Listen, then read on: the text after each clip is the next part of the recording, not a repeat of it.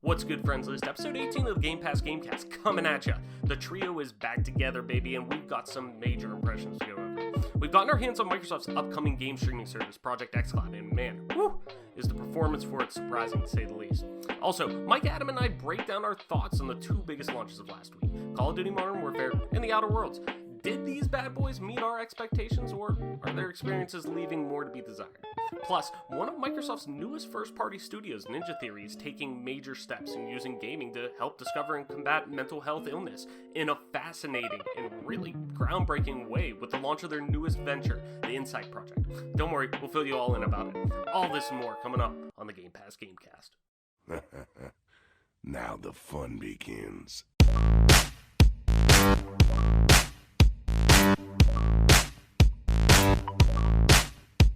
Richard.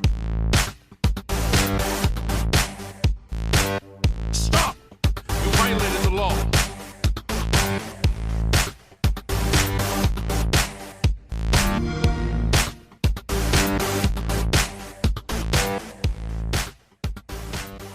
What's good, friends? Listen, welcome back to another episode of the Game Pass Gamecast. As always, I'm your host, Travis White, aka Travis, on most internet platforms. And this week, we got the trifecta back together, the trio that started it all. We got Adam Marsh and Mike Peapack back on the show. Guys, how's it going? Adam, what's good? What's going on? And I kind of have a feeling I know what you've been playing, because we're going to get into that in our impressions that the bulk of the show is probably going to cover. So what else have you been up to, man? What's the rest of this past week, kind of looked like for you? Glad to be back in business here. As you know, I've been playing some Outer Worlds, but in addition to that, I've also been replaying some Shadowrun Hong Kong. Nice. Apparently, I had like a leftover DLC or something that I hadn't finished, so I loaded that up and I've been playing that. I've been playing some Disco Elysium. Is that still scratching the itch for you? Oh, absolutely. Would you consider that one of your games of the year? I mean, I'm sure we're gonna at some point dig into that. It'll be a topic on, I'm sure it will be a topic on a party chat episode or something. But I'm gonna reserve judgment until I finish, but I believe it will be in the running. Okay, so you haven't rolled credits or anything yet? Not yet, no. Okay, gotcha. I don't even know how close I am to the end. It's kind of hard to tell. But in addition to all that, I've also just been fiddling around with 7 Days to Die because they just released their 18th alpha build. Just a lot of improvements there, and I always come back to that game every time it updates because it's always just fun to load up, get the group together, and survive for a little while. Oh yeah, definitely. I'm curious if those same updates have come across the full spectrum, because, I mean, correct me if I'm wrong, this game is on Xbox. So I'm curious if this has come to consoles on Xbox, PS4, in terms of the updates that they are putting out. Yeah, I'm not sure. I'd have to look into that. But yeah, I'm still curious about that. Mike, yo, turn to you. I have an idea of what you've been playing as well, because I'm sure have been playing a lot of Call of Duty Modern Warfare, as you're going to talk about in your impressions. But I think the real question that we have to ask is, where did you and your mom go for dinner the other night? Yeah, I just took her to her favorite restaurant, so we ended up going to a little local place, the old Pleasant Unity Country Cafe. Ooh, dude, that's such a good place. So we took her there for her birthday, and yeah, that's what we did for her birthday. What'd you get to eat? What's your go-to there? If it's not breakfast time and I can't get a breakfast sandwich, I'll usually just go with like a steak hoagie. So I want the steak hoagie from them. Nice. A little provolone cheese, a little lettuce. Nice. A little mayo. You got to throw those extras on top of there, It's always. I think you have to be, if you go plain on everything you eat, like there's some people out there who just go, no, I just want whatever it is. If I'm getting a chicken sandwich, burger, whatever, they're just like, no, just give me that. Like how do you go dry on stuff like that? Like, yeah, I don't know. Like, I might. There's some fucked up people in this world. There is. I might go no pickle on my Chick-fil-A sandwiches, but I still put some Chick-fil-A sauce on that bad boy.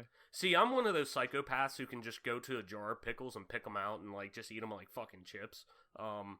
But at the same time, I understand that I don't put pickles on everything. But like, how do you just not put any kind of like condiments on a sandwich? I don't know. Like, that just boggles my mind. Just get some ketchup, jeez. Yeah, Jesus Christ. This burger's drier than the Sahara. So, outside of Call of Duty, have you been playing anything else? Been playing a little Halo, playing a little PC, anything like that? Yeah, I've just been playing some Halo. I mean, outside of my Call of Duty playing, I've pretty much just been playing Halo. I'm trying to gather some clips together for a montage to make a montage finally. So, been We really need a putting some work in. montage. Exactly. Nice, but that's good. On my end, it's been kind of status quo. I'm sure we're going to get into it in terms of our impressions with, especially Adam and I, but a lot of my playtime's been going to the Outer Worlds. A lot to say on that game with our impressions, but my fiance and I, we had been playing Detroit Become Human. We rolled credits on that the other night. That was fun.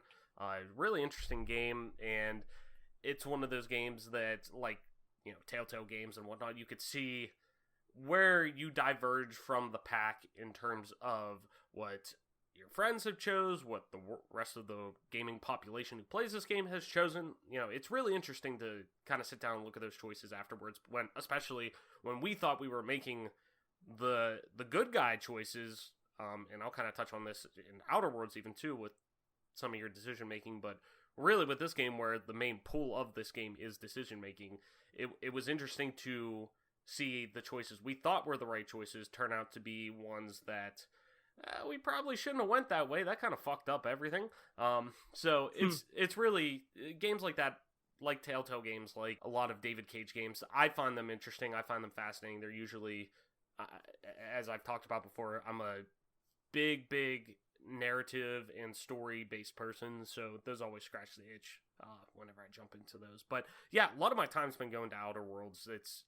We'll get into it with our impressions, but that's where you've been seeing the bulk of my playing time go. But so before we get into that, as always, got a little housekeeping. We're talking about our free game giveaway. Do you like free games? Does a bear shit in the woods? Of course it does.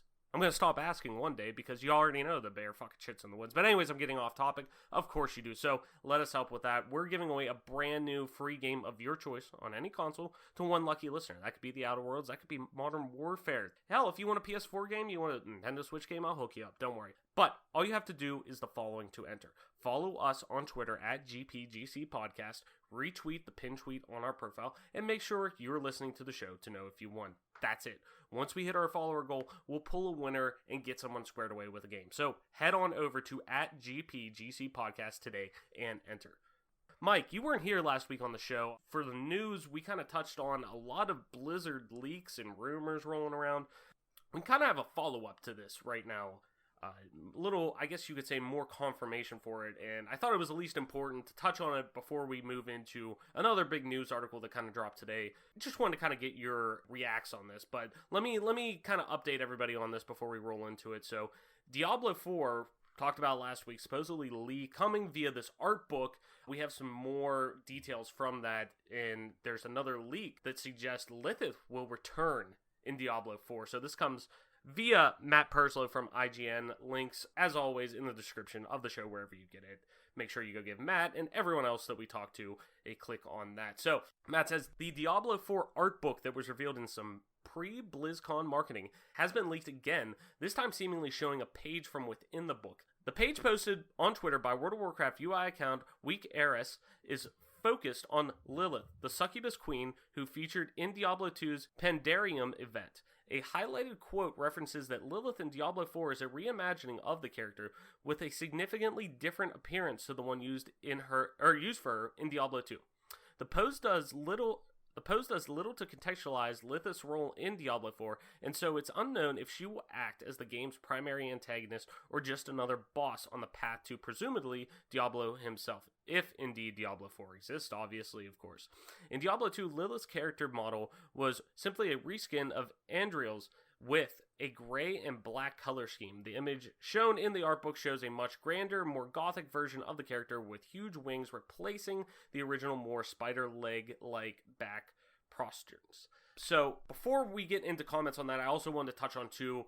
We talked about Overwatch 2 supposedly being leaked last week. We actually have a little more solidified info on this, coming actually from Rod Breslow via ESPN. So if ESPN's reporting on this, I feel pretty confident that this stuff's probably happening. There's far too much smoke to not be a fire. Rod says, Blizzard Entertainment will unveil the next iteration of its popular Overwatch franchise, featuring a new logo, new game modes, maps, heroes, and PvE features at BlizzCon this week, according to a BlizzCon source and a BlizzCon training document, which include information about Overwatch 2 and was obtained by ESPN. It was earlier reported in June by Kotaku that Blizzard was working on a PvE-focused Overwatch 2, with Blizzard assigning resources from other areas in the company that included a canceled StarCraft first-person shooter game using the Overwatch engine. The document obtained by ESPN offers a first look for what to expect from Blizzard's franchise esports title at BlizzCon, which begins on Friday. Notably, the Overwatch logo now has a small orange 2 index in the top right corner. Hero talents and in-game items are coming to Overwatch 2 PvE, and one of the missions will be a 4-player story experience set in Rio de Janeiro, as opposed to the 6v6 gunplay in the original Overwatch, according to the document. Blizzard did not respond to a request for comment. While much of the focus will be on the story and narrative elements, Overwatch will see its first new mode since the game was released in beta in 2015, with Push set to be unveiled alongside Assault, Control, Escort, and Hybrid. Push will be set on a new map based in Toronto, according to the document. Since Overwatch's release, many in the competitive Overwatch community, including professional Overwatch League players, have voiced frustrations for some of Overwatch's less popular game modes, such as Assault, and have been requesting a new variant on which to play. The Overwatch development team has made significant efforts to appease concerns from the Overwatch community, including implementing 2-2-2 role lock and role queue in the game, which I thought was fucking huge. That made the game much more enjoyable. Both the PvE story and new game modes are expected to be available for play for BlizzCon attendees this weekend. Blizzard also expects to announce at least one new hero during the event. So, after all that, Mike, you weren't here last week. What are your thoughts on all of this, specifically with Diablo 4? I mean, it's basically Blizzard's worst kept secret, in my opinion. Like, oh my god, absolutely. I think pretty much everyone was aware that there was going to be a new Diablo game coming out.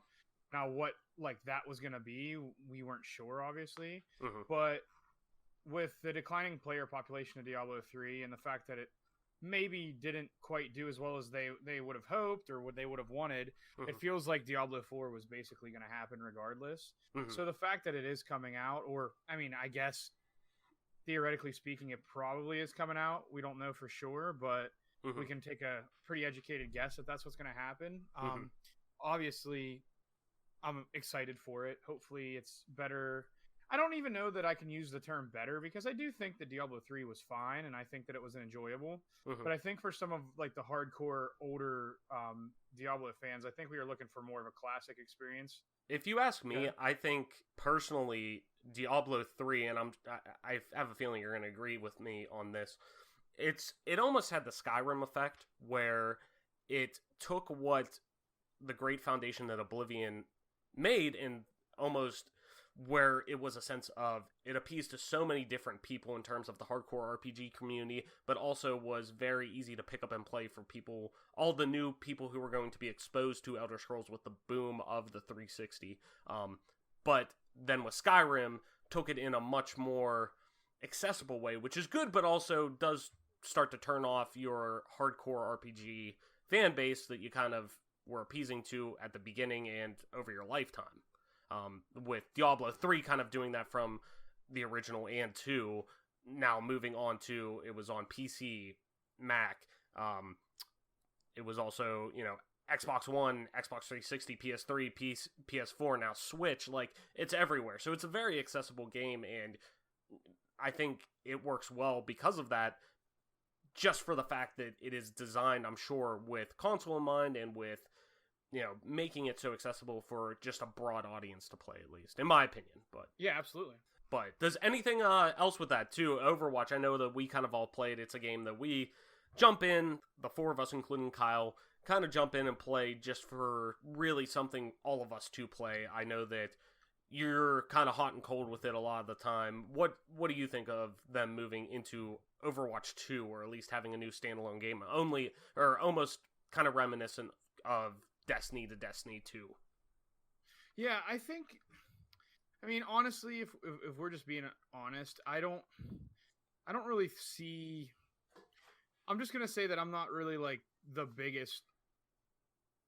I don't really care. I mean, I don't think that it's gonna be the biggest change or the best change. I don't know what more you can do to make your player base happy. You already basically pour as much money as humanly possible into your esport for its viewership compared to like Counter-Strike Global Offenses, who, doesn't have a new game.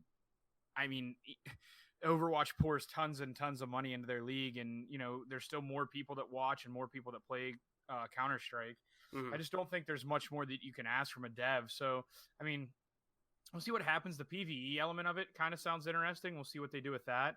But as far as like the PvP adding new modes, it's definitely needed to give it some different flavor, if you will, especially a game like that. Because, I just got done saying that like people that play CSGO or whatever, we've been playing, like people who play Counter-Strike like myself, we've been playing diffuser or hostage missions since the dawn of time, and nobody ever complains for new game modes when it comes to that. But I think Overwatch is one of those games where like it can get a little stale for sure if you're just playing the same thing over and over again. I think their biggest issue right now is the meta with the two shields. Like the fact that Orisa and basically another shield player is like 100% play rate in their competitive game is a little bit of a concern for me. So we'll see what they do with the balancing with this new game and see if they can kind of fix the meta, if you will. Yeah, no, definitely. I agree. I'm more in the camp of I'm happy for the people who are happy about this. I'm kind of like you. I'm hot and cold with Overwatch. I'm glad it exists because a lot of people like it, and yeah, exactly. I think, and at the end of the day, Blizzard they'll always now, especially with Activision money and Activision being such the juggernaut it is in the publishing end and in terms of finances, they'll always have the money for polish. You're always going to get some kind of polished product from look, from optimization, a lot of that stuff from Overwatch, or from Blizzard, I mean. And you would especially see it in Overwatch. It's optimized on literally every console and system and hardware it's on, and I'm hearing good things overall about the Switch port too. Granted, I'm sure it's running at 30 frames or whatever, but if it's a locked 30 frames and it's a device you're holding in your hand, that's pretty damn good. It seems like a lot of their stuff is scalable. So I'm glad it's there. The PvE part does interest me. Adam and I kind of talked about this a little bit last week when we covered the initial rumors that came out for it, but overall, hey, I'm glad if that's going to make people happy, that's great. I'm glad it exists, and I'm glad it's there for people to, dig into and be excited about, because God knows that Blizzard needs all the good PR they can get right now. So, yeah, it's not good for them right now. But just real quick, I wanted to touch on this story that kind of popped up as I was kind of putting the finishing notes on the run of show earlier today before I got home from work. Hellblade studio Ninja Theory, the studio behind Hellblade, is launching a new venture to explore mental health through games. This comes from Megan Farkamanish. I hope I butchered that. I'll have to fucking mess with that in post. Via The Verge. In 2017, developer Ninja Theory released Hellblade: Senua's Sacrifice, an action-adventure game that took ambitious steps in exploring mental health and psychosis. Senua, a warrior struggling with psychosis, must not only overcome physical challenges, but also those presented by her mind. The award-winning game was a hit, but it also proves to the team that there was a place, as well as a need, for games that carefully represent mental health. Ninja Theory is working on a new venture called the Insight Project to do just that. The team will use tech, game design, and clinical neuroscience to work on new methods of therapy for mental disorders. In an interview with The Verge, Ninja Theory co-founder Tamim Andadis called the undertaking a continuation of the collaboration work the studio did with neuroscientists and mental health professionals on Hellblade.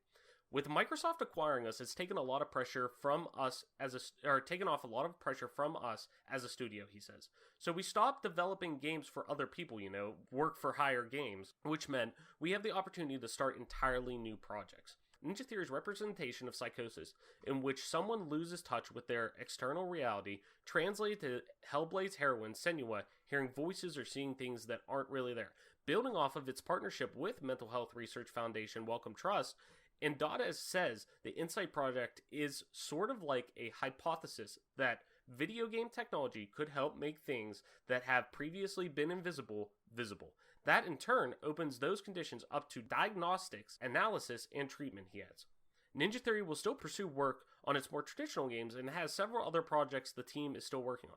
Still, Endata says there's an approach here that could work, one that combines scientific results with technology to improve or introduce therapeutic techniques. Now, at least, Ninja Theory has the ability to test these ideas. There's quite a few independent games that are doing work with mental health, but the model is built around releasing products that are known, that are safe and known, Endata says of the industry at large. It's a big budget commercial problem in consoles and PCs. You get funding from publishers who want you to make a game according to a certain sense of requirements. There's not much more room to explore. It's as simple as that.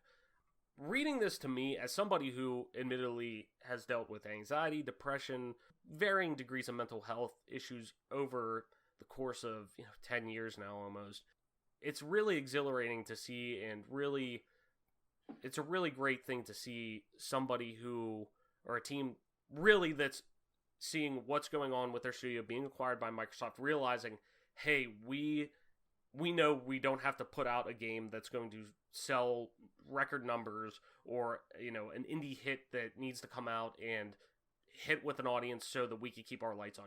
We have financial security.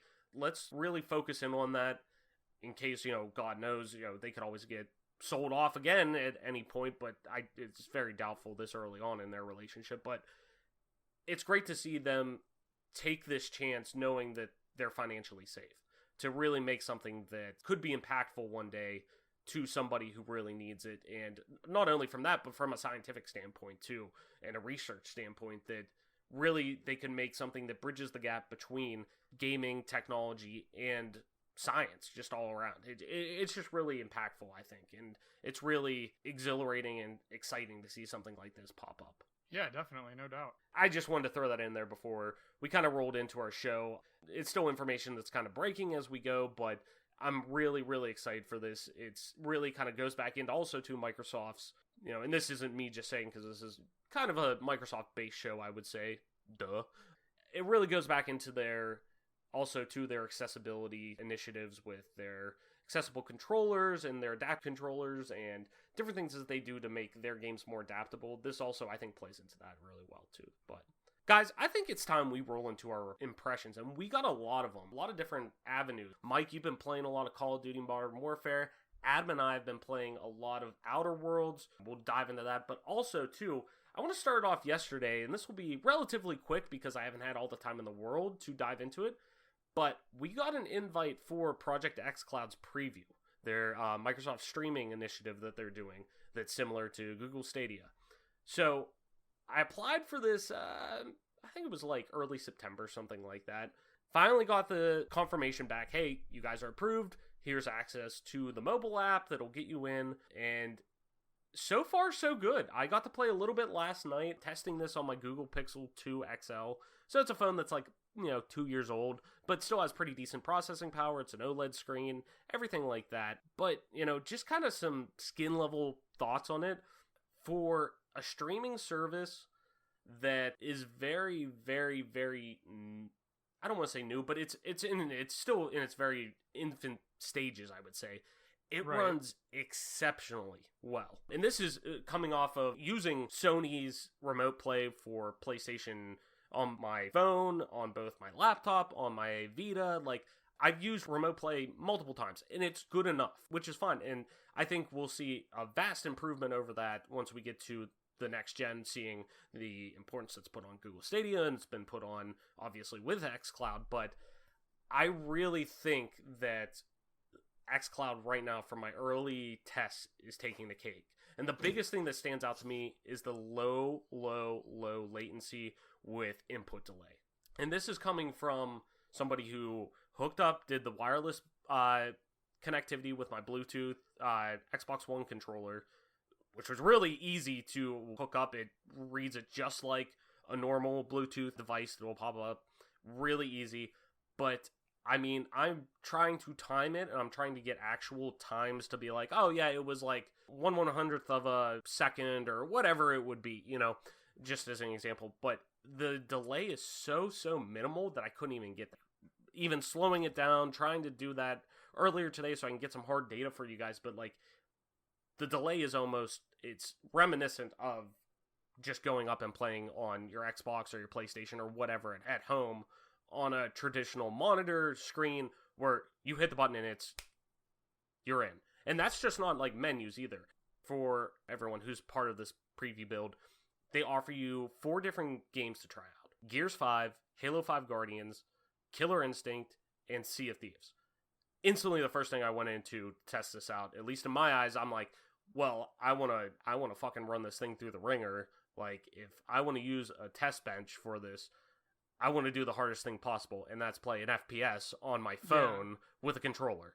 So, automatically, go into Halo 5, go into matchmaking, I'm like, fuck it, let's go into it. It's ridiculous how well that plays. I played about 3 games. I played about 3 games, and I initially started on Wi-Fi, popped it right up, started up, you get to the menus, you're doing matchmaking, you're searching, everything's buttery smooth there, which even running on Wi-Fi, I was surprised, because Wi-Fi, you're going to get throttled, you're not going to get as great of a connection, obviously, if you have a Ethernet cable plugged into the back of your console, you know, you're not going to get those type of results, but for just being over Wi-Fi, it was ridiculous. Like, I had a couple hiccups once I got into the game, but it was like 1. I had like 1 all game. Like, out of all the games that I played. It was, what I'm taking away from it, it was much, much better than good enough. Like, it was actually a turning point of comparative to when I'm trying to play the Division 2 or God of War or something on remote play, which was good enough, which, you know, if I'm trying to work on a Platinum or something like that on my PS4, and I'm like, oh yeah, I'll do remote play. It's good enough, I can get it done, but it's almost like, if something comes out on my Xbox, and you could also do console streaming as well, like you could do right from the console, bless you, right from your console, like you would do remote play or whatever, but maybe not an FPS, obviously, because that's not the ideal way to play it. Obviously, you want to play it on a monitor or a TV that is, you know, close up, that you can still spread your eyesight perfectly. It'll make me want to play games like, you know, maybe Sea of Thieves, maybe even like Gears Campaign, or even Halo Campaign for that matter, but it'll make me want to be like, I'm fine with playing Psychonauts 2 or whatever that comes out. Hell, the Outer Worlds. I'll play the Outer Worlds on this if I'm working on, hey, I want to grind a couple levels just to get my character leveled up, and I'm trying to unlock these perks.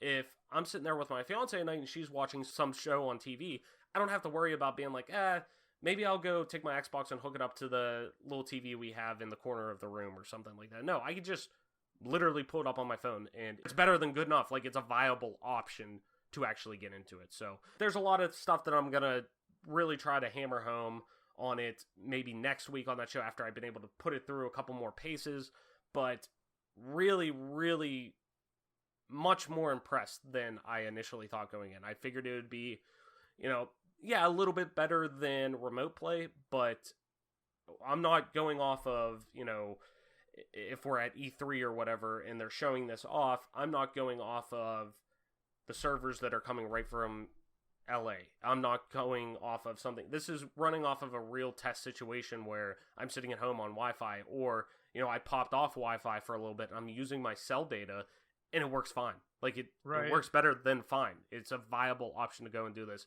Frame rate overall was very consistent, but the biggest thing was that input delay. Like, it felt like next to nothing, where I've played games that are streamed. I've done streaming in the past where it's like I can't play the Division 2 or whatever on remote play because the latencies, there's too much of a delay that it's just not, it's not fun. It's not good enough. So I'm really excited to keep testing this out. I want to try out Gears 5 just to see how it really plays. I think it'll be fine. Like I said, I don't see myself obviously playing, you know, ranked games on Master Chief Collection when I eventually can, or something else like that's similar to that. But I could see myself playing a single player game like that, no problem whatsoever. So I'm excited to jump into it. But Mike, let's talk about Modern Warfare. So before we get into it, obviously, whenever last week we kind of jumped in with the Outer Worlds, I broke it down a little bit for you. I'm not going to do that again, obviously, today. But Modern Warfare, I'll give you, kind of set the stage for you with the facts. So, developed by Infinity Ward, Call of Duty Modern Warfare is serving as the 16th overall installment in the Call of Duty series, as well as a reboot for the Modern Warfare sub-series, which was released on October 25th, 2019 for Microsoft Windows, PlayStation 4, and Xbox One. For the first time in the franchise's history, Call of Duty Modern Warfare supports cross-platform multiplayer, which I think is the biggest feature of this game, hands down. Activision has also confirmed that the franchise's traditional season pass has been scrapped and loot boxes removed, enabling the company to distribute free post-launch content to all players. The game received a mixed pre-release reception for its mature subject matter, but nonetheless was released to positive reviews, which we will tackle with our own hands-on review with Mike. So, right shooting from the hip, give me your quick gut reactions to Modern Warfare before we jump into the deep details. And, what about this iteration of Call of Duty makes it different from the rest of the pack? I mean, the maps, for one, are really bad. That's the one thing I have heard about multiplayer. Okay, so, like, let's say you have, the maps are extra bad because, let's say, like, you're like me and you just, like, I don't have an Xbox Pro or anything crazy. I just have, right, like, you're playing on a base 500 Xbox One model. Yeah, like, I have a crappy older Xbox One.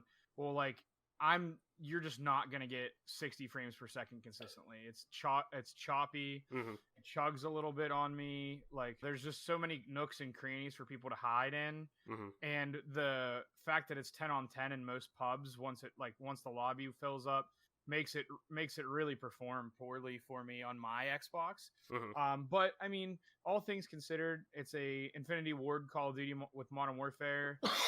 It cuts a lot of the fat and garbage out of the game. I mean, there's still some weird stuff, like claymores are insanely OP, and the fact that you can have like 2 of them, and if you shoot them, you can still die from them if they're facing you. It's really weird. Mm-hmm. The blast radius of it is strange, but overall, like multiplayer wise, I know it's not what people were hoping.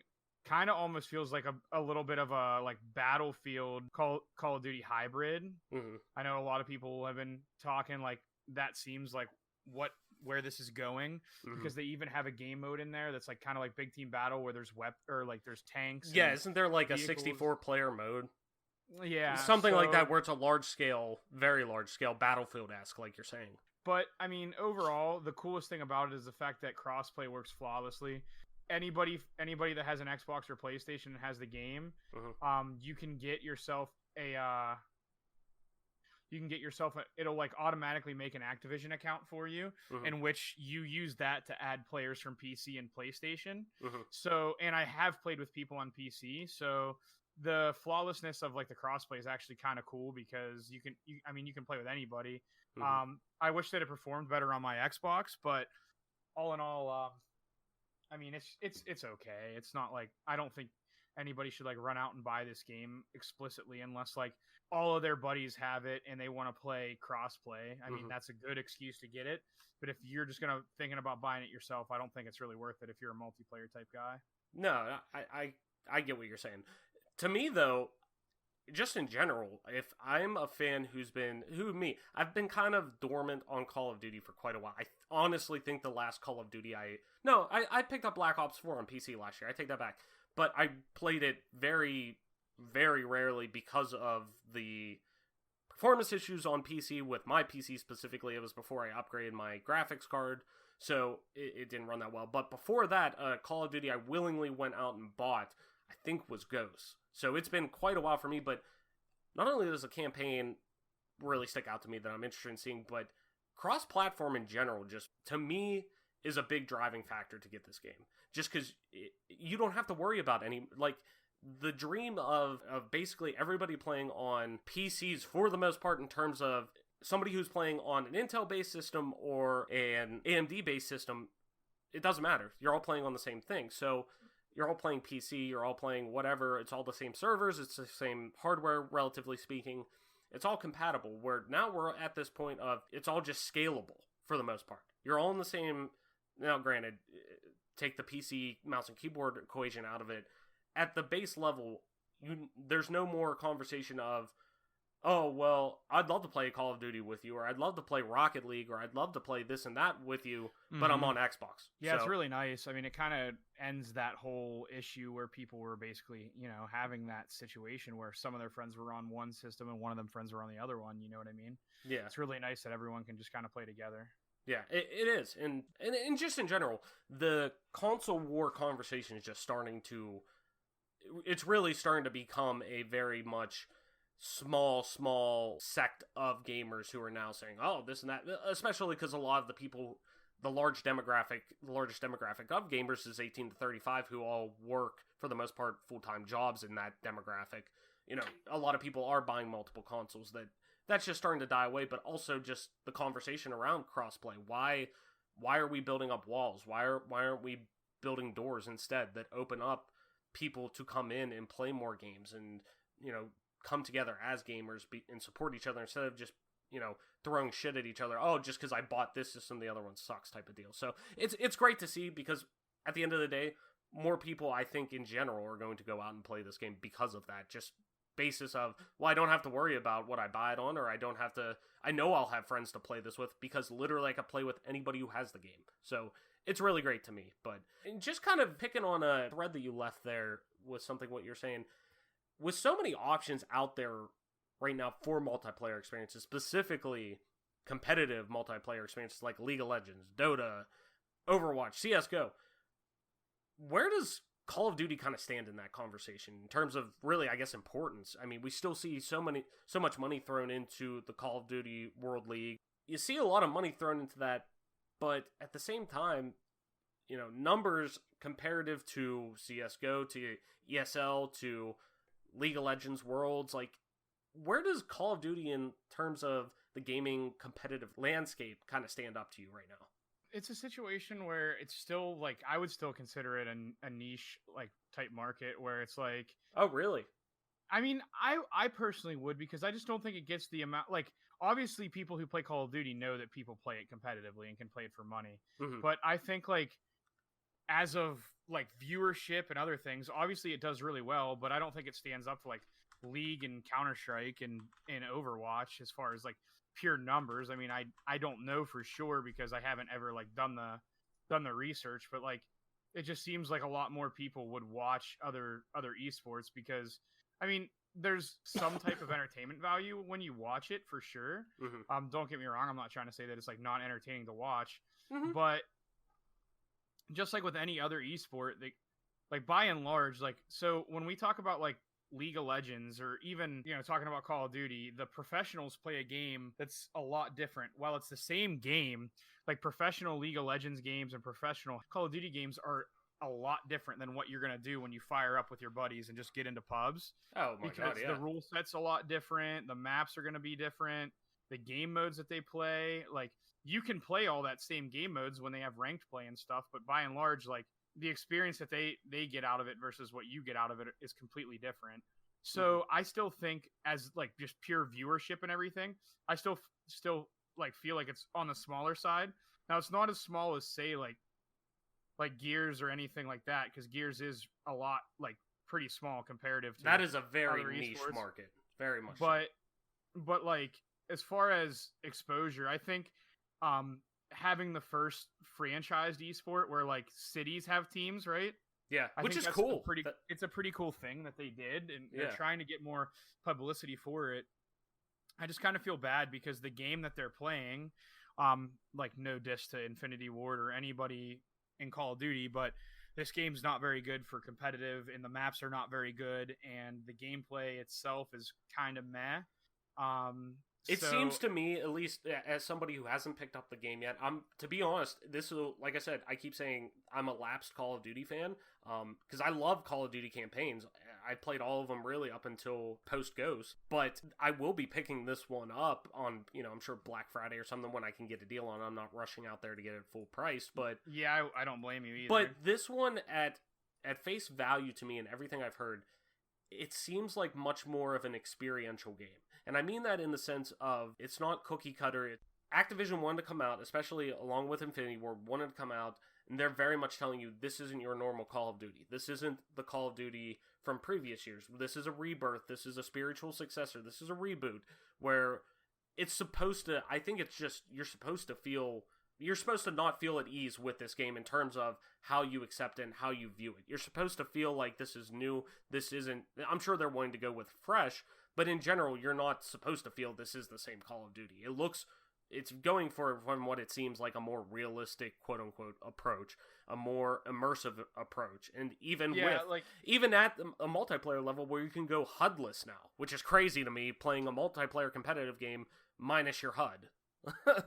Like, I can see campaign, but... The biggest thing that I notice is on launch night is the game comes, even on console, with motion blur turned on for your weapon and world motion blur. So and they have like this film grain, which is really weird, turned on default, which makes the game look really strange at first. And I was like, everything looked motion blurry and gross, and I was like, what is going on with this game? Why would anybody ever make a video game like this? Well, I'm just not used to console games having motion blur and things of that nature turned on automatically. Like, that's not something that most of the FPSs I've played on console have turned on, but especially competitive ones. Yeah, so I mean, once you turn that off and everything, I still get I would say this is being 100% honest and fair with you guys. I think I might get 60 frames per second 11% of the time I play this game on my console. I'm getting way less, and it's not very fun. Yeah. It's really bad. So, and I'm sure gonna touch on this whenever we get into the Outer Worlds in a little bit, but it kind of just goes back, I believe, in the sense of, in terms of game development and design, that especially in this now segmented market of where we have these half-generation refreshes with new pro consoles and premier consoles, if you want to call them.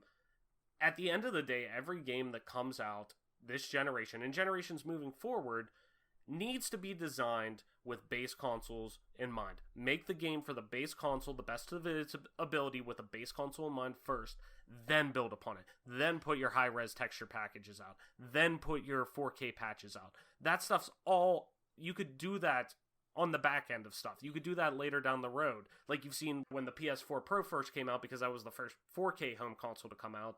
You saw Naughty Dog and you saw different first-party studios and third-party studios put out patches saying, hey, here's the 4K PS Pro patch. Like, you could do that on the back end. Worry about making sure the game runs great on the largest market that you have right now, which is base console. The vast majority of your player base has base consoles. Make sure it runs great on that first and foremost. Yeah, because I would even like to have the option to turn some of the stuff off just to make it I'm looking for more performance based out of this than a good visual. Like, yeah, graphics are cool and all, and what you're doing is cool, but the fact that I can't turn the settings down to get better performance is really frustrating, and it's a huge turnoff. I don't even want to play the game because I can't see. It's really frustrating. If I move my sticks and everything, it's just gets really choppy, and it's just not good. It's no bueno. The game's just not very good multiplayer wise, period. But that's neither here nor that's my impression, and giving you guys the honest truth. I mean, I'm not gonna mince words on it. The game's just not very good. Yeah, the maps are awful. If I get shot at by someone, so they went with the realism approach, which I respect, and I think that Call of Duty has always been on the more realistic side of the world, but they made it to where when someone shoots at me, not only do I get shitty frames, and not only does the world blur a little bit, but then when I'm getting shot at, the trail of the bullets makes everything blurry. So now I can't see where the hell I'm getting shot at. My frames are 25 frames per second on the shitty console that I have. It's a really brutal experience. Yeah. And then you're playing against people on PS4 Pro, on Xbox Pro, on PCs with the best graphics cards. And they have a clear-cut advantage right out of the gate because their equipment's better. Yeah. Which is something that I've always appreciated about consoles, is everyone's usually playing on the same platform where everyone's kind of in the same boat. Everyone's game kind of works similarly.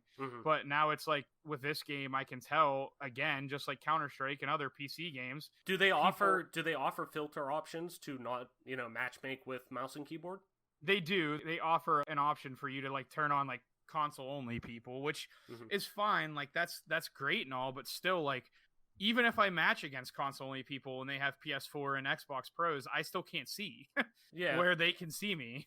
Yeah. It's just, what are you going to do? I mean, maybe they'll release an update that'll optimize the game for shitty consoles like mine, but that should have been something that just came with the game. I shouldn't have to wait for an update for the game to work. I paid $60 already, you know what I mean? Oh, 100%. Kind of going off of that, and you just saying not fun, is there... If you're not playing a competitive setting with COD, and with so many different modes that we have, the 2v2 gunfight mode now, different things like that. That's the best thing they came out with. Okay, well then, which multiplayer mode do you see yourself investing the most time in when not in a straight-up competitive CWL-esque setting with COD? Where do you see yourself investing time in multiplayer outside of that? I don't know if... I just basically don't... I'm not sure if I'll be able to, like... If my performance is like this all the time, if I'm going to even be able to play competitively. But if they come out, they should come out with ranked play, which will be like 5v5 with the competitive game types, which I will spend a lot of time playing. And I'll spend a lot of time playing gunfight and search and destroy, like game battles or UMG or CMG money matches where like you kind of wager $2 or whatever and you play against another team. And that's probably what I'll spend time doing as long as my console will work. But as of right now, playing pubs, I don't really have any desire to get on and start playing for money because it just doesn't work. But like you were saying, the 2v2 gunfight, that was the best thing they came out with this year. Tell me a little bit about that. What do you like about that? It seems to be a hit so far with a lot of people. Yeah, I mean, the 2v2 gunfight basically just removes a lot of the filler and fat from the game. And basically just puts you and your partner, you can search randomly, but normally it's two people search together, in a 2v2 situation, and they give you a random loadout. Now, there is some dumb stuff like shotguns or whatever, but that's like, you can't ever get away from like them trying to mix up the guns for people to enjoy that are more casual. But I mean, the fact that it's just basically like 2v2 deathmatch, and then if the time runs out on the round, you have to get into the middle and capture the flag, and it's a very fast capture time. So it's basically just you going against two other people in a small arena-based environment that it's a lot of fun. It cuts a lot of the fat and cuts a lot of like the garbage maps out that they made for this game. The maps are so bad. Everyone on Twitter feels that the maps are bad. Every professional player thinks the maps are awful. And it's not just like, oh, it's new, that's why the pros don't like it. No, it's just like there's so much clutter on all the maps that it's impossible to see enemies. There's so many windows for people to hide in. Them being able to place claymores, and then they can have a perk that will regenerate the claymores for them as time goes on. So they can just be placing all these claymores. It's just like it's filler. It's filler for filler's sake, and it's almost the quantity over quality. Yeah, I mean, it's just like the old COD pubs where they had noob tubes and dumb shit. It's just like that. It's no different. It's just different from what they had been doing up until this point. Yeah. So, kind of putting a cap on the conversation on Modern Warfare, and I feel like I know what you're going to say with this, because I feel like I'm going to side with you on this one. Financial gains aside, take money out of the equation, at least for guaranteed money that they're going to make year over year with this franchise, because it'll never change. But does the annualization of Call of Duty make sense in 2019? Just given the fact there's so many games marketing themselves as really platforms that evolve over time with updates and community events and whatnot, like League of Legends, CSGO, Fortnite, Rainbow Six Siege, all these really successful properties like Call of Duty, but they don't need the annualization of it. It's a straightforward, here's the game, almost like a Destiny Overwatch. Here's the game, we're going to evolve it over a 5-year period, and then we'll refresh it. We'll bring out a new product that we can make these large-scale changes to that you've maybe been asking for, that require much more than just content updates that a lot of people seem to still be enjoying. Like, does it still make sense to go for this route, an annualization of this franchise? Yeah, I don't know. I'm the wrong person to ask my opinion, because I'm pretty sure everyone's going to know my opinion. I still play Halo 3 and I still play Counter-Strike Global Offensive. So it's like, to me, I don't see the necessity to annualize it and do what they do. But here again, like, they stand to lose too much money if they don't.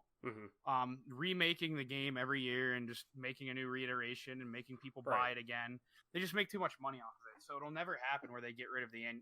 Oh, no, absolutely not. I mean, granted, there's multiple studios under Activision's wing that are in charge of the Call of Duty franchise, but yeah, it'll never happen, obviously, with how much money they make and people willingly buying it every year. There'll never be change on that end, but it does make me question. It almost seems like an antiquated and dated approach to games like this, where if they release a Call of Duty Modern Warfare or a Call of Duty in general and put it out there like a Siege, like a Fortnite, where it's this one game and then you build off of that and you make iterations of it over and over, and then maybe refresh it every 4 years or whatever. To me, it just seems like a little bit of a dated thing. But I think the competitive community, I think the casual community, I think everyone would benefit greatly from like ceasing the annualization of it. Mm-hmm. But like I said, it'll never happen. It should. But then again, like I'm a little out of touch with the competitive Call of Duty landscape. I haven't really paid attention to it in previous years because the games like Black Ops 3 and Black Ops 4 and like those games just weren't fun for me to play or watch. Mm-hmm. So I didn't really enjoy it. So I didn't keep up with it. But I would say like a player base and everything would grow faster if they just remove the annualization. But then again, a lot of players have like switched from Halo over to Call of Duty because that's where the money is. You know what I mean? Mm-hmm. So, yeah, I mean, granted, I don't know. There's a lot that this game leaves to be desired as a game, and I really urge anyone who's listening to this who's on the fence to wait till Black Friday and wait till it gets cheaper, because it's just it's not worth your time and money now if you don't have an Xbox Pro or a PS4 Pro, especially.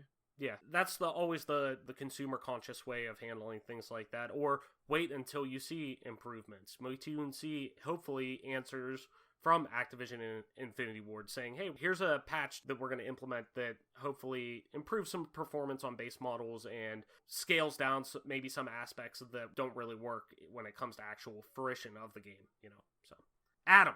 I'm still here. Still here. The Outer Worlds. This fucking game, man. We've had the game now for the better part of a week. We're going on 4 or 5 days now since it's been released to the masses. I want you to give me your surface level impressions of the game. Just shooting from the hip, skin level. What the fuck do you think about this game, man? I think The Outer Worlds is not exactly what I was expecting, and in some ways those are good things, and in others they're mild disappointments. I will not say that it is a bad game, but I think some of my expectations were off the mark. So for instance, the big comparison that gets thrown around is, it's just Fallout New Vegas, but it's in space in this other setting, and it's free of Bethesda bullshit, and it's just pure Obsidian. It depends on what parts of Fallout New Vegas you're talking about. I can see some of it in regards to, say, the interfactional conflict that you kind of navigate throughout the game. That's one thing that's kind of similar. But just in terms of like the world and the way you traverse it, it's very much not a sandbox, I guess. Which is what you would come to expect from a Fallout game. They're building worlds, whereas this is more of kind of a it's open-ended, but you have like different linear threads to choose from. It's not a complete full range of motion, go climb any mountain you see. It's more like you have a couple different doors to choose from, and you can walk through the door and go down the hallway, and there's a couple of other doors to be had there, and when you're done with that hallway, you'll come back to the hub and you go down some other doorway and do some other stuff. So just structurally, I think it's not quite what I was expecting. I don't hate it, but I am a little bit disappointed that it wasn't more like, I can just explore and like start to, how do I want to say this? To really become the breath, maybe? Yeah, like to become embedded in the world and the characters and the groups that are a part of it. It feels like every group is either like only just talked about and represented by some people, or they're completely like off in their own cordoned areas. Like the corporations control this place, and if you want to talk to the corp, you have to fast travel to this area. it doesn't really feel organic. It's very disconnected in that way. To me, this game, I look at the Outer Worlds really as a jack of all, but a master really of none. Like, it does a lot of things well, but it doesn't do a lot of things great. It's not great at those things that it does. Like, or it's a trade-off even. So, like, this game, like, has breadth and feel of a decade-old Fallout game, but it's focused in its purpose, and I mean that really in the best way possible. Like, it's linear, but it's not linear. There's still exploration, there's still expansiveness, but it's in segmented areas where it feels like it is focusing you in one direction, which is great because it gives purpose and it gives, emphasis on the main quest and the people that are in this. It doesn't, there's a lot of fat trimming. And, from what it seems like initial rumblings of sales and whatnot, it looks like it's going to have some mainstream success, which is great, especially on PS4, which I don't, even though it is a Microsoft-owned studio, obviously now Obsidian, but I just want people to play this game because it is a good game. It is not a bad game, and it's not fundamentally a bad game. And I'm glad people are getting to play this game, but the more I play this game, and the more that I do actually really like it, I don't want to necessarily say maybe I love it, but the more I do like this game, the more I get deeper into this game, the more I realize it's just not a game that's meant for everyone, and I don't think it's the game that, like you were saying, the people who really did want it were expecting it. Like, I just think it starts to scratch that itch, but it doesn't satisfy completely. Like I said it before, it's an approachable RPG, and it's probably great for those who do, decide to take it on, but where it does lack, it's in a lot of, modernization, quality of life things that most Western present RPGs have. Like, for example, so you can select certain items you want to swap between when customizing your character and your loadout and whatnot. You have to choose which weapon you want to take out and put it back into your inventory. Then you go and find the item that you want to select and put it in.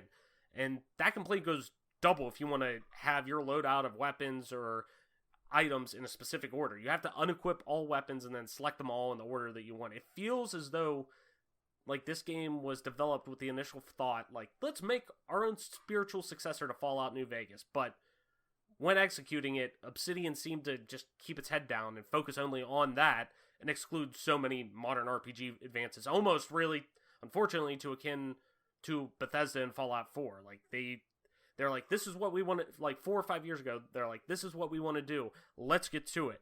And they just sat down. It's like the episode where SpongeBob writes his essay, and he's just writing, almost there, got it. And they sat up, and they completely ignored everything else that was around going on.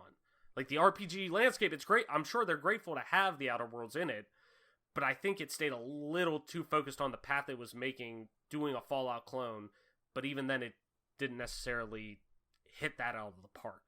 At least to me. Yeah, I think a lot of the things that it tries to do are done better by other games. So, for instance, Yes. you brought out Fallout 4. Mm-hmm. I think for all of its failures, one thing that was really good about Fallout 4 was the variety of weapons and how unique each one felt. Now, there was a great deal of customization.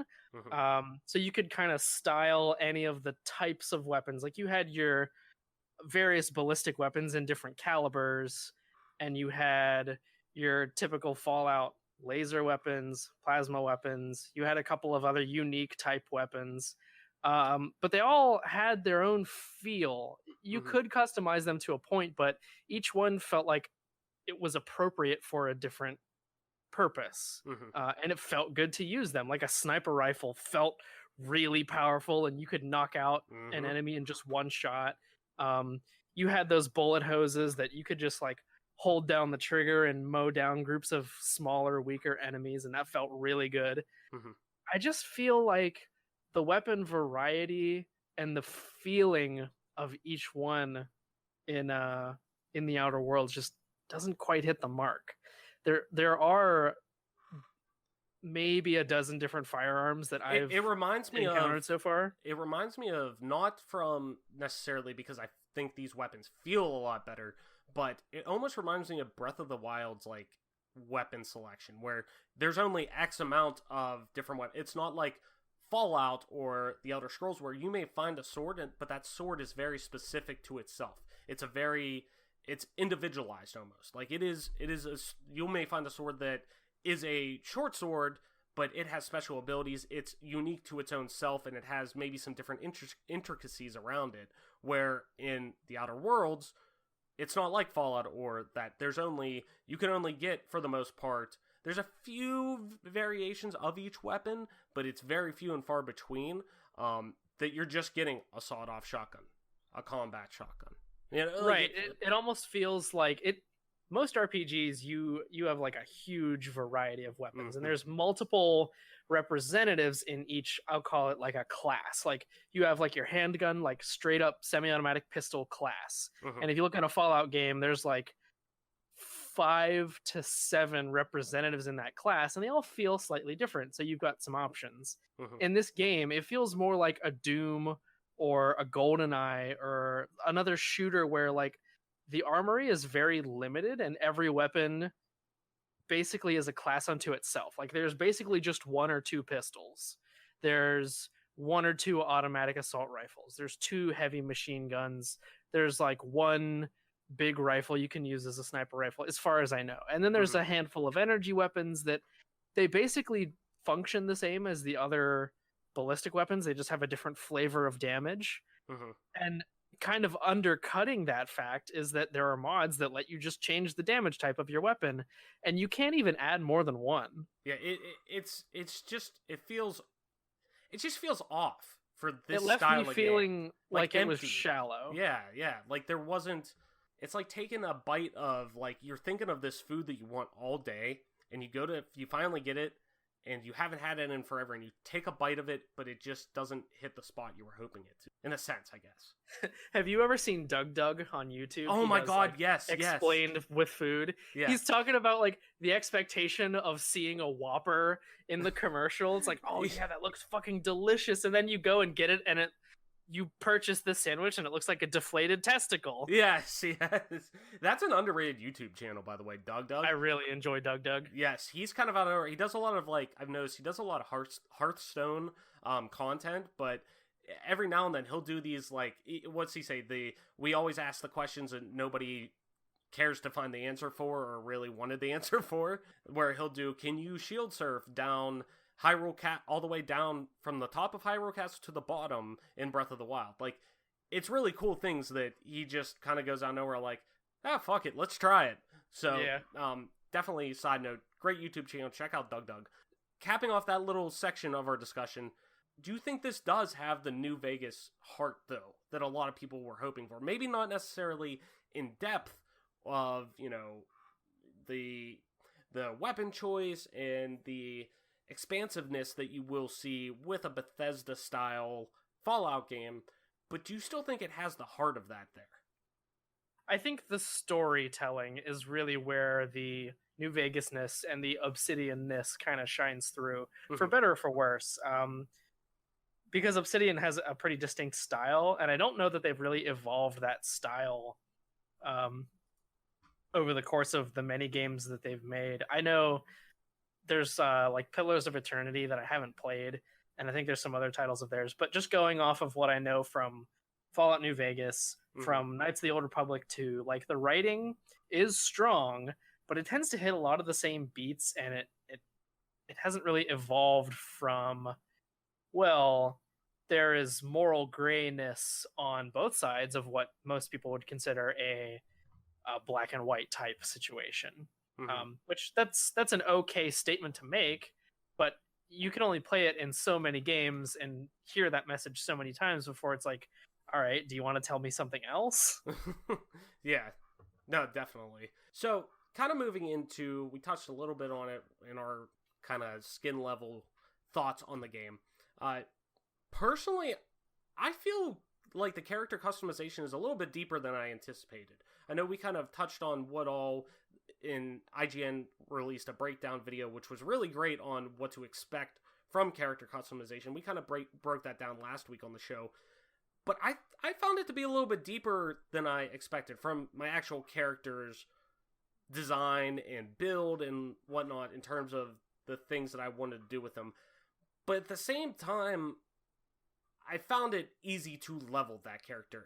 Did you find yourself naturally drifting towards a certain build or style of character in your initial playthrough, or did you really just kind of roll with the punches and try to balance out each category or each skill out as you went? Did you kind of just go a base level and just kind of spread it all out? I think I initially tried to put more points towards the technical and dialogue skills. Mm-hmm. But as it went on, I was like, I felt like I was hitting so many dialogue skill checks that I was like, I don't really need to invest too much in these. I'm hitting all these skill checks. Maybe some of that was from my gear. The bar is low. Like, I admittedly think the bar is very low for skill checks, because I did kind of the same thing. I went in initially. I wanted to put the Obsidian emphasis on dialogue to the test. Like, I wanted to talk my way out of a lot of things. I wanted to charm a lot of people. To me, I was like, I want to build Star-Lord from the Marvel universe. I want to build Peter Quill. I named my character Peter Quill. I made him the Star-Lord, the lovable idiot who still knows his way around a pistol or ranged weapon and can get himself out of a jam pretty easily, but he likes to talk his way through. But isn't necessarily the brightest bulb in the room. Sure.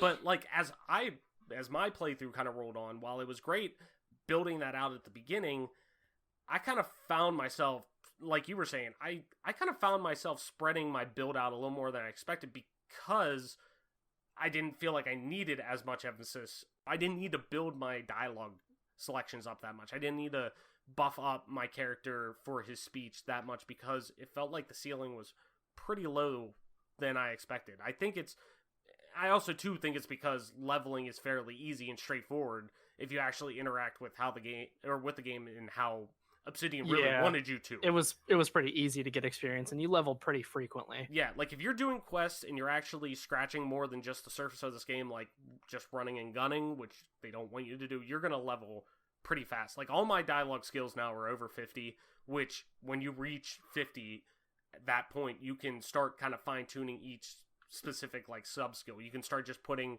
actual points into charm or lying or this and that. That's going to slow down your progression though, right? Because up until that point, you're getting 3 points total, one in each of the 3 dialogue skills per point spent in that tree, right? Or that area. Correct, I believe. But once you cross 50, you have to put 1 point at a time into each of those skills. Yes, but I think that's because of, I'm sure they probably saw when they're designing this game, or it's more of a, I don't want to say endgame-esque thing, but because from what I hear, I have yet to roll credits on the game, but from what I hear, once you get to the final area, you cannot re-access the game or that save file once you play through the game. Once you proceed to the final boss or the final area, or the final mission, I guess I should say, you cannot re-access the game. You can't go back and do a side quest. So, like, to me, it's like they're trying to put endgame content in the actual game, the during game. I don't know how you want to call it that.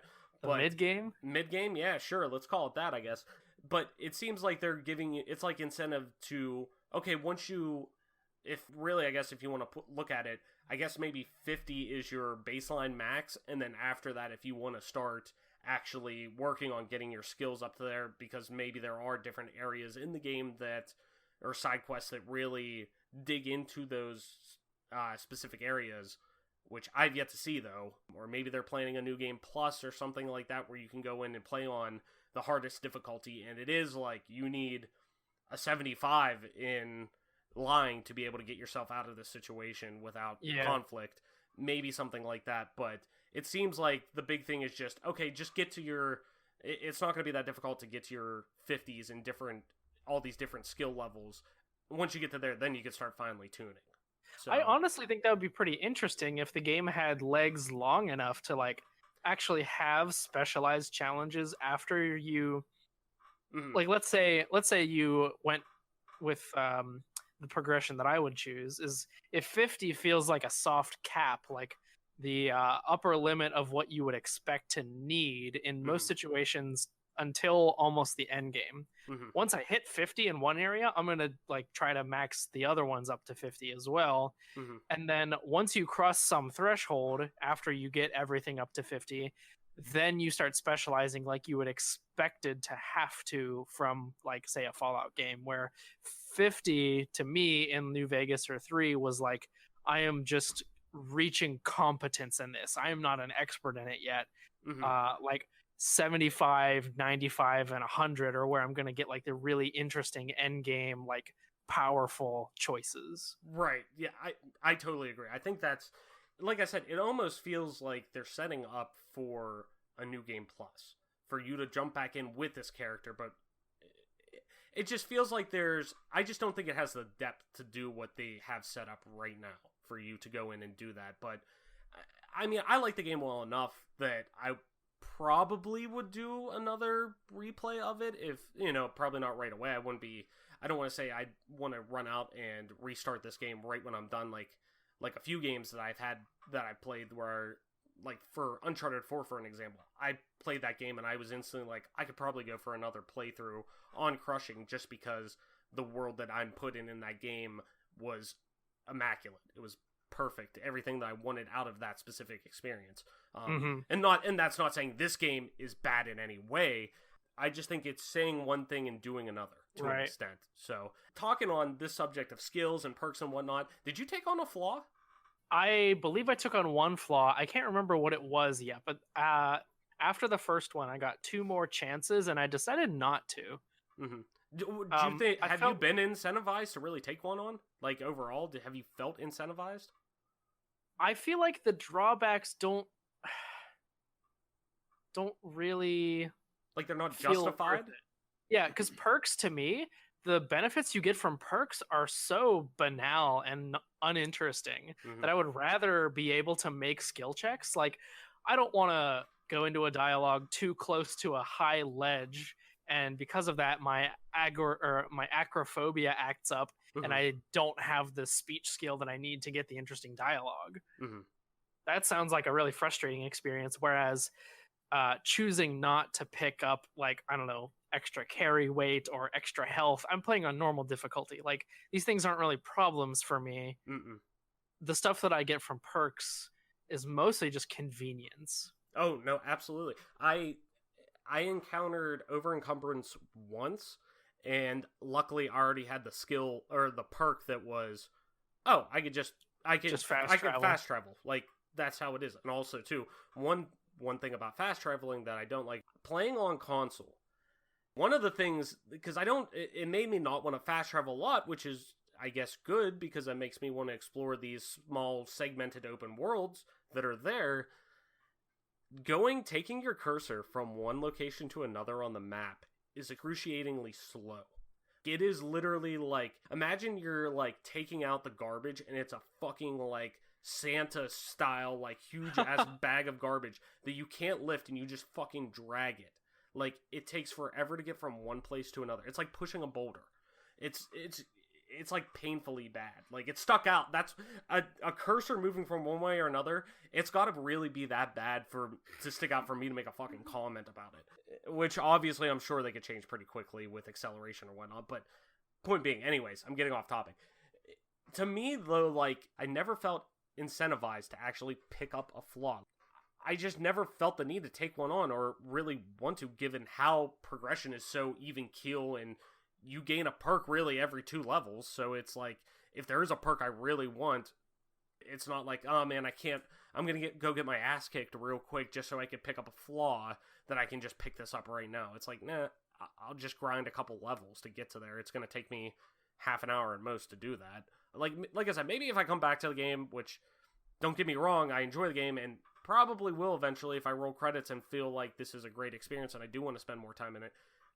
I may make, in that playthrough, I may be, you know what, I'm going to take on as many flaws as I can. I'll make it a focus to do that. But that being said, with level 30 being the level cap right now, I feel like my skills alone leave me well prepared enough that I don't necessarily need to worry about getting as many perks as possible. So, Adam, you're playing on PC, correct? That's right. Okay, let's talk optimization before we kind of put a cap on it. Playing on console, I know this was one of my biggest fears with the game that we gave last week to kind of cap off our discussion on the previous episode. Optimization and stability were my 2 biggest things, because looking at where this game came from and its inspirations and being a quote-unquote spiritual successor to New Vegas with Fallout, these games are known for bugginess. They're even considered, some can even be considered broken for a lot of, instances within their worlds. So let's talk optimization. As someone who is playing primarily on PC, have you experienced jank? Have you experienced... Yeah, absolutely. Okay, so talk to me. How's this game run on PC? I got to play it for maybe 20 minutes before we started up because I was like, oh shit, that's right. I have Game Pass Ultimate right now. I could pull it up on PC and I'll test it out real quick. So I only played about 15 minutes while I was waiting for you guys to get here, but I've primarily been playing... I probably put the most time in on Xbox One X, but I've been playing on the X and an S, and they're very vastly different experiences. But I want to hear, as somebody who put their whole time in PC, what's jank like, and what, in terms of just optimization, stability, what have you experienced with this game? I will give a caveat and say that my PC build is not very up to date. It's a little bit dusty, but my experience has been echoed by other people who I think have better hardware. So it's not just me. But one issue I run into that's probably the most glaring is that dialogue. When you go to talk to somebody, it won't start until all of their textures have loaded in. Oh, yes. I know that. I don't know why that's necessary. Like, I get you don't want me to be talking to like this weird pudding monster, but I honestly don't care. Like, I'm not even looking at their face. Most of the time in dialogue, I'm reading subtitles and I'm hitting the space bar as soon as I'm done reading, even if they're not done talking. I apologize to the voice actors. Your performances are very good, but I'm just here to...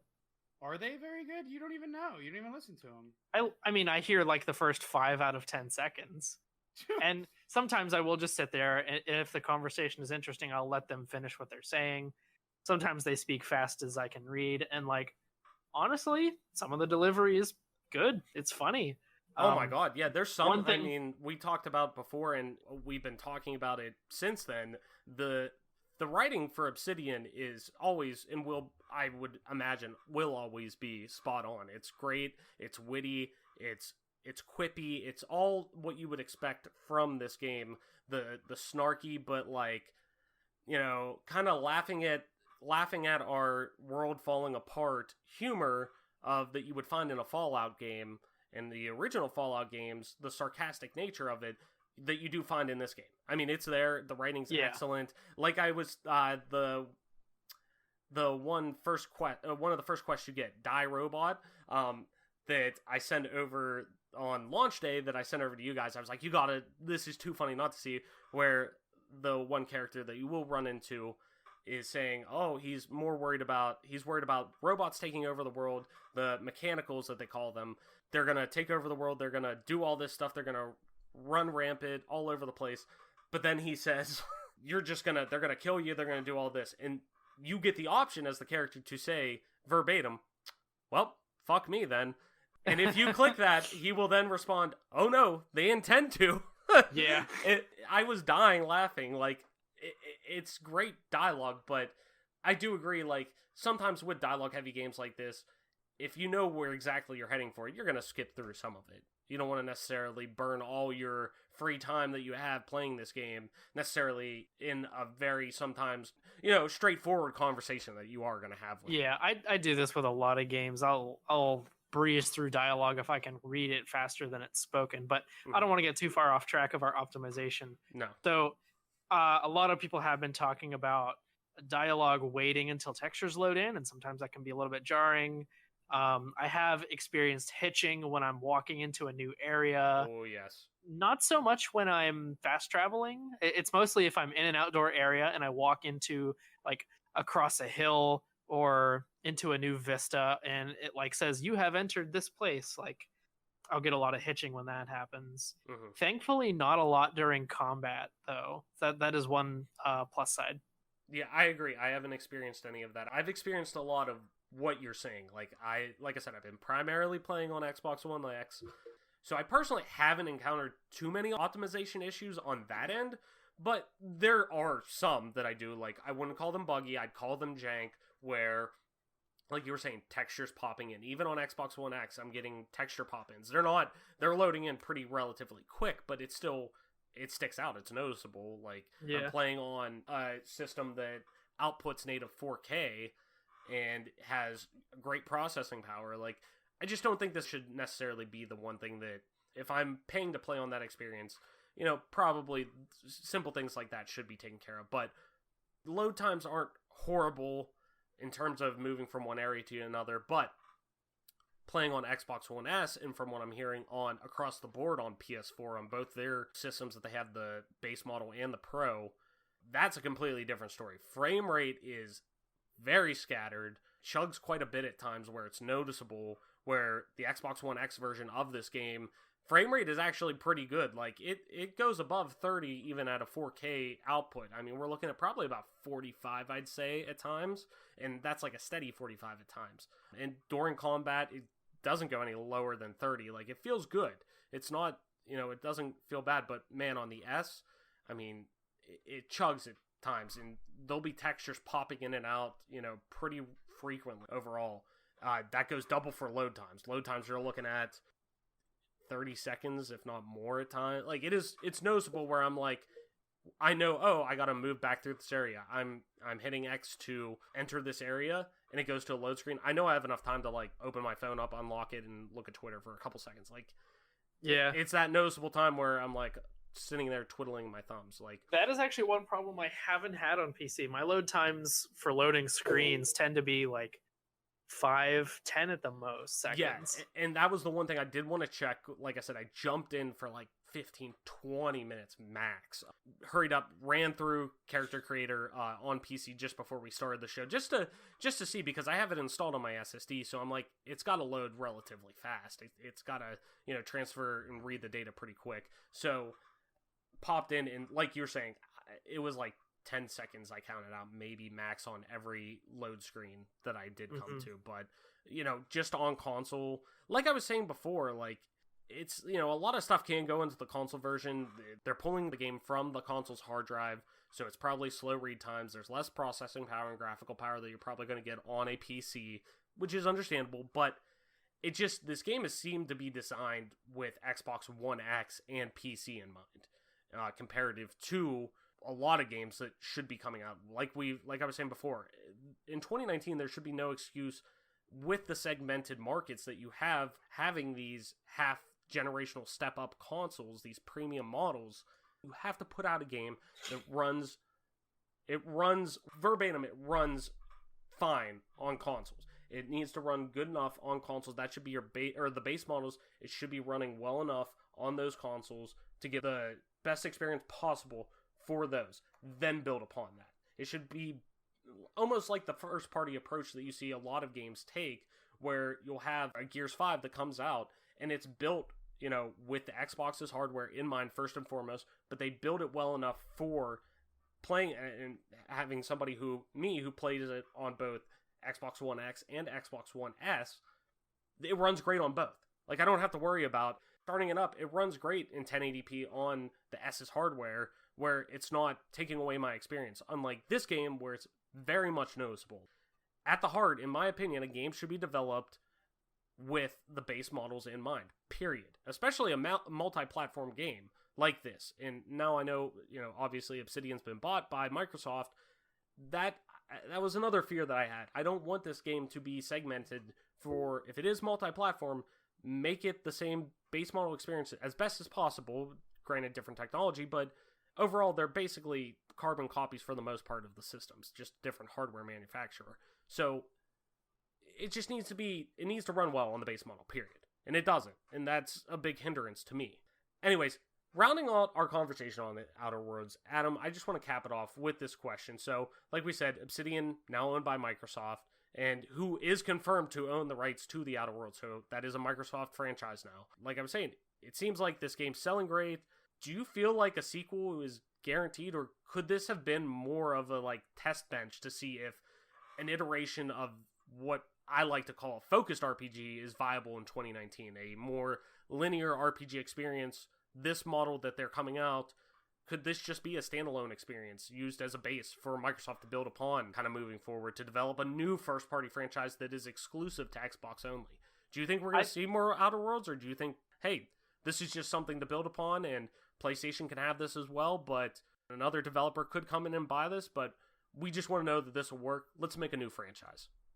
I think it's possible, and I think I have seen some developers talk about the potential for doing more with the setting and the story. Having not finished the game, I don't know, like, if it leaves off in a way that makes it seem like there's going to be a sequel or some other kind of follow-up. From what I hear, they wrap up the story pretty well as a standalone experience as itself, but there are very obvious threads that they do lead open if, the story can continue in that universe.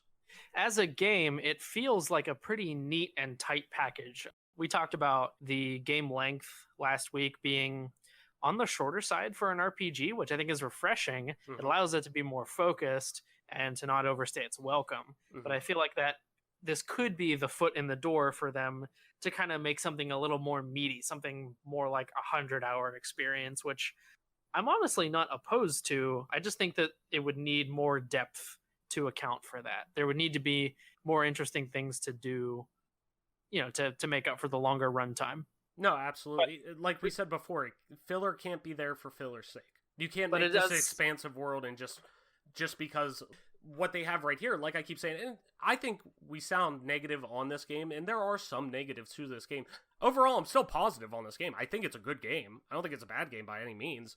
I agree. I just think if they're taking this model of this game and saying, all right, yeah, let's take what we took from this game, but let's blow it out a little bit. Don't just take this model and it's like taking a 720 image and stretching it to 4K. Don't just spread it and try to fill in with filler and blur it together. Like, it needs to be, if this is a test bench for this kind of RPG, but you're wanting to kind of expand on it, like we said, to a 100-hour experience, it better not just be filler for filler's sake. I know Obsidian's better than that, or their track record proves that they don't kind of just shortcut it, but this is uncharted territory for them. They normally aren't a first-party studio. Now they're owned by Microsoft. They have all the money in the world, I'm sure, to go out and do this, because Microsoft, like we said, they're the Scrooge McDuck of the gaming industry, where they just have a fucking pile of gold. They're like Nintendo. They have so much stock and equity that they can work with, and just straight up cash that they can work with. They have all the time in the world. So I don't know. I could see it going both ways, but I'm just worried that, like you said, I just don't want it being stretched out for stretch's sake to an extent. So, kind of last call on this. What do you think of this game? I think it's will you finish this game?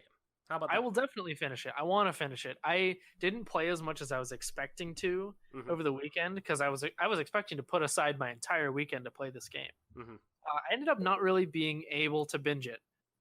Maybe because of some of the issues we've talked about, maybe just because I was distracted. I don't know. Mm-hmm. But I will say it is a solid game. It is a funny game. Mm-hmm. And I'm enjoying it. I mean, the writing's excellent in this game. I know we said it before, and I don't think we really needed to say it again, because we talked on it so much from already what we've seen, and really, like, touching on it early, it was just expected. What we've seen of this game in terms of, like, the dialogue choices. There's one quest I do want to point out that I really hope people do kind of dive into this game whenever they do pick up this game, because I think a lot of people who listen to our show have Xbox Game Pass, or have a service similar to that, or are on Xbox.